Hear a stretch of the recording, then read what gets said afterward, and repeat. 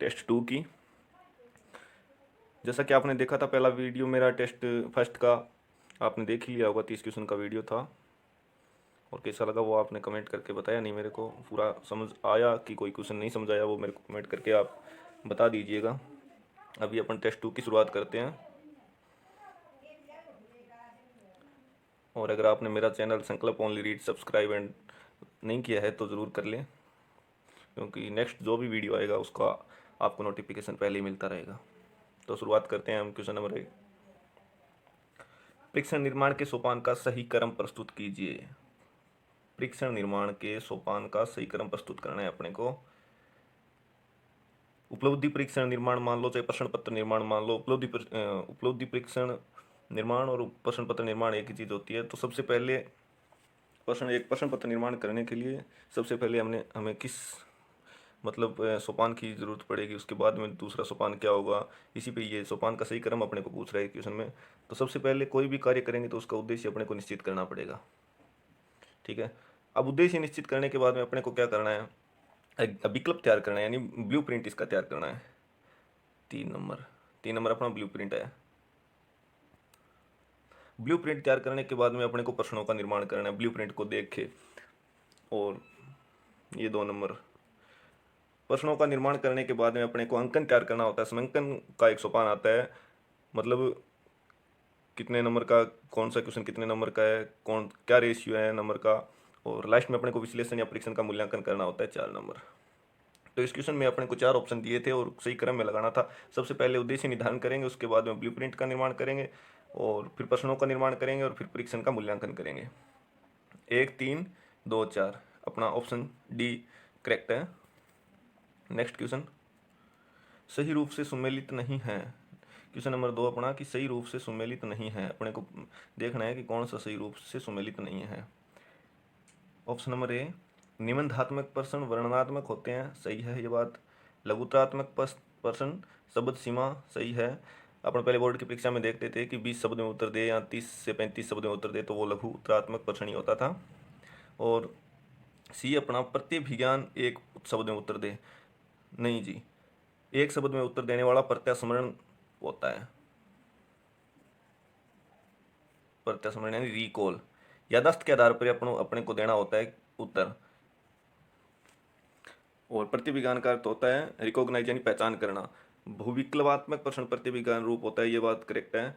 तो सही सुमेलित कौन सा नहीं है, सी नंबर ऑप्शन सही सुमेलित नहीं है। क्यों नहीं है कि आपने कोई क्वेश्चन किया राजस्थान की राजधानी बताओ, तो उसका 1 वर्ड में आंसर आया जयपुर। तो ये क्या था, ये अगर मेरे को याद है जयपुर तो ही मैं बता पाऊंगा, मेरे को कोई ऑप्शन नहीं दिए गए, मेरे को कोई भी पहचान नहीं करनी, मतलब मेरे अगर याद है तो मैं इसका उत्तर बता पाऊंगा, नहीं याद है तो फिर मैं इस क्वेश्चन का उत्तर नहीं बता पाऊंगा।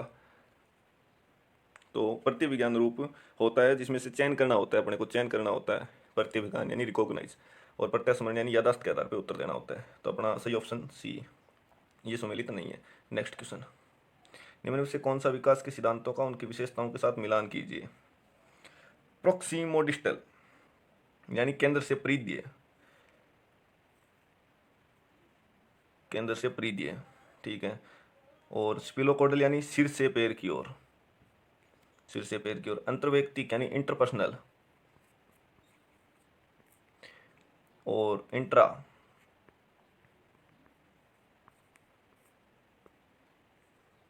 तो देखो प्रोक्सीमिडिस्टल का अर्थ होता है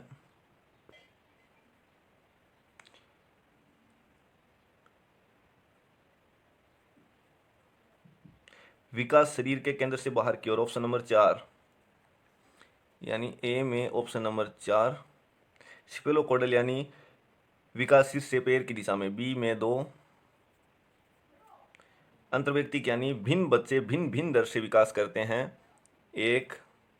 और डी में अपने पास है अंतर्वैयक्तिक यानी इंट्रापर्सनल, किसी अकेले बच्चे में विकास की दर एक क्षेत्र की अपेक्षा दूसरे क्षेत्र में भिन्न हो सकती है, ये इस बात का होता है। तो ये डी में अपना 3 नंबर। तो प्रोक्सिमोडिस्टल यानी केंद्र से परिधि विकास, सिपेलोकोडल यानी मस्तिष्कोन्मुखी सिर से पैर की ओर। अंतर्वैयक्तिक इंटरपर्सनल यानी विभिन्न बच्चे भिन्न भिन्न दर से विकास करते हैं, और इंट्रापर्सनल यानी किसी अकेले बच्चे में विकास की दर एक क्षेत्र से दूसरे क्षेत्र में कैसे भिन्न होती है। नेक्स्ट क्वेश्चन,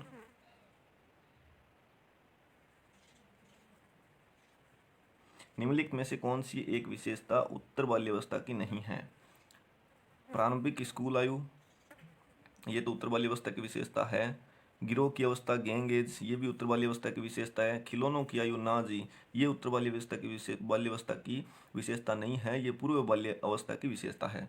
तो बालकों में लड़ने झगड़ने की प्रवृत्ति, हाँ, उत्तर बाल्यावस्था में बालकों में लड़ने झगड़ने की, एक दूसरे से ईर्ष्या की, समूह की, प्रारंभिक स्कूल की, ये सारी विशेषताएं उत्तर बाल्यावस्था के बालक में होती है। लेकिन खिलौनों की अवस्था, ये पूर्व बाल्यावस्था, यानी 3 से 5 वर्ष की अवस्था का ये गुण है, खिलौनों की अवस्था। नेक्स्ट क्वेश्चन, तो अपना सी नंबर ऑप्शन इसमें राइट था। नेक्स्ट क्वेश्चन, सतत एवं व्यापक मूल्यांकन में स्वेगात्मक कौशल के अंतर्गत शामिल नहीं है। सतत एवं व्यापक मूल्यांकन में स्वेगात्मक कौशल के अंतर्गत शामिल नहीं है। अपने को पता करना है कि स्वेगात्मक कौशल के अंतर्गत कौन सा शामिल नहीं है। डर में कमी करना, ये स्वेगात्मक कौशल है। परानुभूति में वृद्धि, स्वामी, ये भी स्वेगात्मक कौशल है। अधिगम में वृद्धि करना, नहीं, ये संज्ञानात्मक कौशल के अंतर्गत आता है। और क्रोध में कमी करना, ये स्वेगात्मक कौशल, यानी ये सारे भावात्मक पक्ष से संबंधित है, बाकी अधिगम में वृद्धि करना यह संज्ञानात्मक पक्ष से संबंधित है।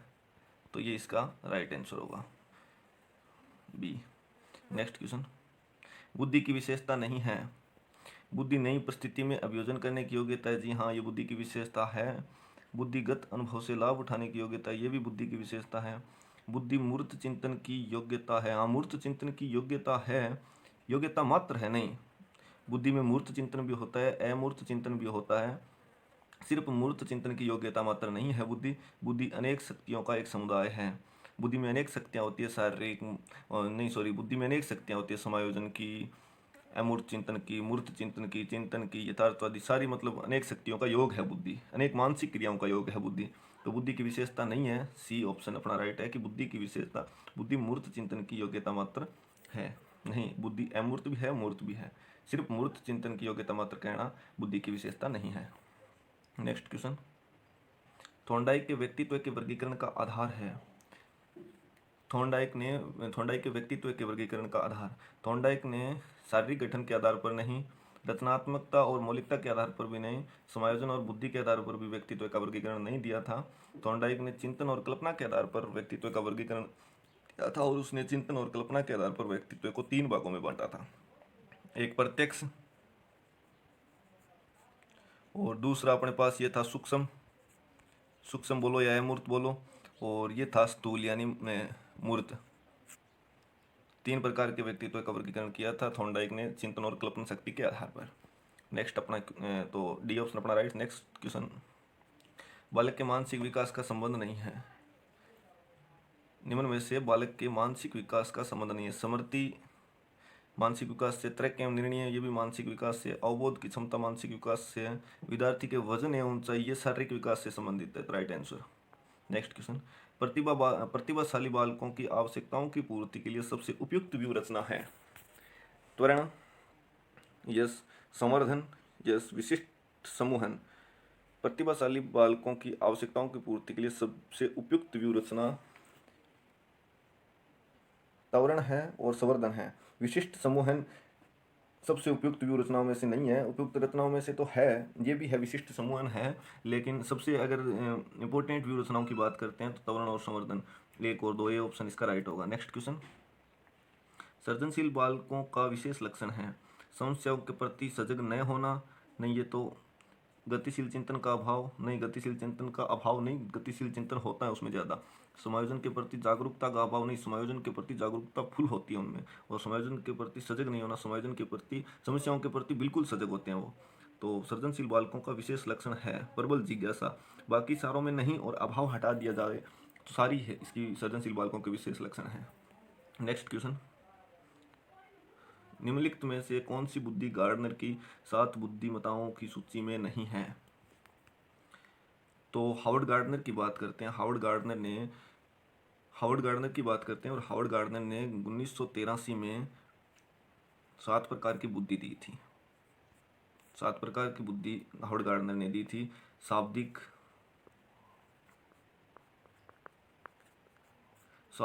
स्थानिक, तार्किक, शारीरिक गतिक,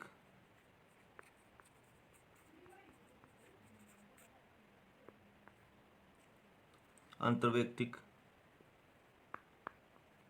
अंतर्वैयक्तिक और अंतरा और संगीतात्मक। और उसके बाद में हावर्ड गार्डनर साहब ने क्या किया था, हावर्ड गार्डनर में 1998 में एक प्राकृतिक बुद्धि नाम की बुद्धि और दी थी, और सन 2000 में और संशोधन करके इन्होंने बुद्धि दी थी अस्तित्ववादी, अस्तित्ववादी या आध्यात्मिक जिसको बोलते हैं। तो अभी हावर्ड गार्डनर की कुल 9 बुद्धि है। तो अपना क्वेश्चन क्या था, निम्नलिखित में से कौन सी बुद्धि गार्डनर की 7 बुद्धिमत्ताओं में से नहीं है। स्थानिक हमने देखी थी, प्रकृतिवादी थी, प्रकृतिवादी दी थी 1998 में, पहले नहीं थी, स्टार्टिंग में 7 ही थी। 1983 में जब बुद्धि का सिद्धांत दिया था तब इनकी पुस्तक का नाम था frames of mind the theory multiple intelligences नामक पुस्तक लिखी थी हावर्ड गार्डनर ने, और इसी में इस सिद्धांत को खोल के बताया था इन्होंने। अंतरावैयक्तिक है, स्थानिक है, भौतिक नहीं है जी। तो अपना राइट आंसर है सी। नेक्स्ट क्वेश्चन, विकलांगता जो बालक की हस्तलेख योग्यताओं और सूक्ष्म प्रेरक कौशल को प्रभावित करती है। हस्तलेख कौशल यानी लिखने के कौशल से संबंधित है। क्वेश्चन चीख चीख के कह रहा है कि मेरा उत्तर है वो लिखने के कौशल से संबंधित है। वो देखो, डिस्कैलकुलिया, ये आपको आब, बाप को बाव, मतलब पढ़ने संबंधी जो अशुद्धि होती है वो डिस्कैलकुलिया में होती है, और डिस्ग्राफिया लेखन संबंधी। तो इसका उत्तर ये है। और डिस्मोर्फिया क्या होता है, डिस्मोर्फिया है समय के बारे में भ्रमित है, मतलब समय के शारीरिक लक्षणों के बारे में भ्रमित, मैं कैसा दिखता हूँ, मैं दूसरों की अपेक्षा कैसा दिखता हूँ, अच्छा दिखता हूँ या नहीं दिखता, लोग मेरे से मतलब लगाव करते हैं नहीं करते, इस तरह के मतलब वो भ्रम होता है डिस्मोर्फिया में। तो अपना राइट आंसर है डिस्ग्राफिया। नेक्स्ट क्वेश्चन, पियाजे के अनुसार संज्ञानात्मक विकास में निम्नलिखित विशेषताएं किस अनुक्रम में प्राप्त की जाती है। तो पियाजे ने 4 अवस्थाओं का वर्गीकरण, पियाजे ने संज्ञानात्मक विकास की 4 अवस्थाएं बताई थी। सबसे पहले थी सबसे पहले थी स्वेदिगामक 0 से 2 वर्ष, फिर थी प्राक संक्रियात्मक ये 2 से 7 वर्ष, और फिर थी मूर्त संक्रियात्मक ये थी 7 से 11, और फिर थी 11 से किशोरावस्था तक 15 तक, मान लो कि औपचारिक संक्रियात्मक, फॉर्मल और कॉन्क्रीट, ठीक है, और ये प्राक संक्रियात्मक और ये थी स्वेदिगामक। तो पियाजे के अनुसार संज्ञानात्मक विकास में निम्नलिखित विशेषताएं किस, अब अपने कोई इन चारों अवस्थाओं की ये विशेषताएं हैं। तो वस्तु स्थायित्व है 0 से 2 वर्ष, स्वेदिगामक अवस्था का गुण है 1 नंबर। उत्क्रमणीयता, उत्क्रमणीयता मूर्त का यानी 2 नंबर इसका गुण है। अमूर्तता तो लास्ट इलास्ट का गुण है। और केंद्रीयकरण की प्रवृत्ति है वो प्राक संक्रियात्मक अवस्था में सबसे ज़्यादा होती है। तो 1 4 2 3, 1 4 2 3, ऑप्शन अपना डी राइट आंसर। नेक्स्ट, मनोसामाजिक चरण स्वतंत्रता बनाम लज्जाशीलता निम्नलिखित में से किसके बाद व किसके पूर्व आता है। एरिक्सन का सिद्धांत है ये जीवन अवधि सिद्धांत है। मनोसामाजिक बोलो या जीवन अवधि सिद्धांत बोलो। चाइल्डहुड एंड सोसाइटी 1963 में मनोवैज्ञानिक एरिक्सन ने मनोसामाजिक विकास का सिद्धांत दिया था, और इन्होंने 8 अवस्थाएं बताई थी, जन्म से मृत्यु तक 8 अवस्थाओं में इसको डिवाइड किया था। पहली अवस्था थी विश्वास बनाम अविश्वास। पहली अवस्था कौन सी थी, विश्वास vs अविश्वास। तो अपना क्वेश्चन क्या है कि मनोसामाजिक चरण स्वतंत्रता बनाम लज्जाशीलता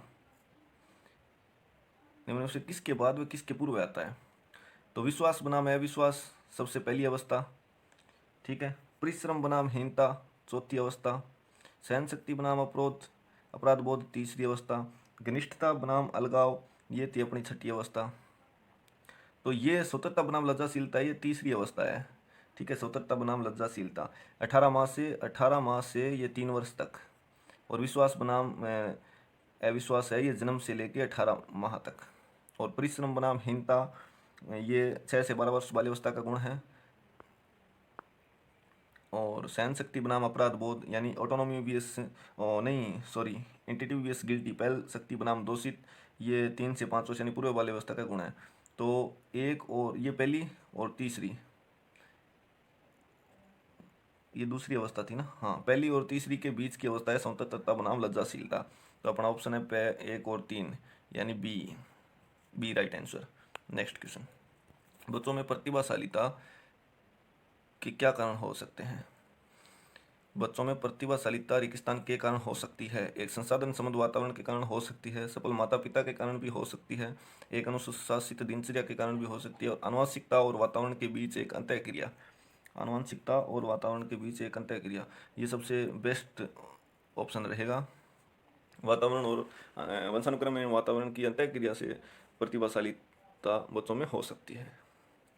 नेक्स्ट क्वेश्चन, राष्ट्रीय पाठ्यचर्या फ्रेमवर्क 2005, नेशनल करिकुलम फ्रेमवर्क 2005 ने अपनी समझ कहाँ से प्राप्त की है? व्यवहारवाद से? नहीं। रचनावाद से? जी हाँ, रचनावाद से प्राप्त की है। राष्ट्रीय पाठ्यचर्या फ्रेमवर्क 2005 ने अपनी समझ है वो रचनावाद से, यानी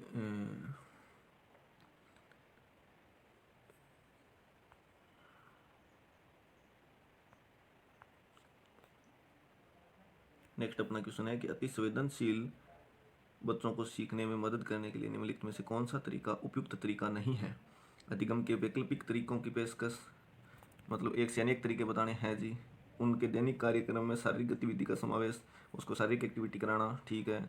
बेचैन होने पर अक्सर उन्हें फटकार लगाना, नहीं जी, बिल्कुल नहीं। और एक छोटे कार्य को छोटे प्रबंधकीय खंडों में, यानी ये बड़े किसी चीज़ को छोटे छोटे अंशों में विभक्त करके सिखाना, ये भी इनका है।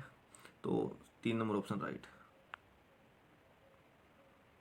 ठीक है जी, अपने क्वेश्चन हो गए सारे। आपने चैनल सब्सक्राइब नहीं किया है तो ज़रूर कीजिएगा। धन्यवाद।